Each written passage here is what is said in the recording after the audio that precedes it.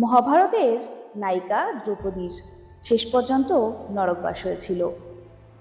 মহাভারতের স্বর্গারোহণ পর্বে বলা হয়েছে যে কুরুক্ষেত্র যুদ্ধের পর পাণ্ডবরা স্বর্গে যাবার জন্য হিমালয়ের পথে যাত্রা শুরু করেন। সেই সময়ে এবড়ো খেবড়ো কঠিন পাহাড়ি পথে দ্রৌপদী শারীরিকভাবে ক্লান্ত হয়ে পড়ে যান। এতে তার মৃত্যু হয়।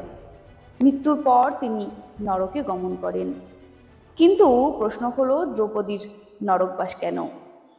এর প্রধান দুইটি কারণ রয়েছে।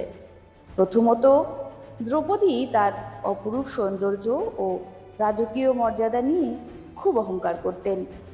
দ্বিতীয়ত, দ্রৌপদী তার 5 স্বামীর মধ্যে অর্জুনকে সবচেয়ে বেশি ভালোবাসতেন। তাই অহংকার ও পক্ষপাতিত্ব তার কারণে দ্রৌপদী স্বর্গে জায়গা পাননি। সত্যি মহাভারত ভীষণ জটিল।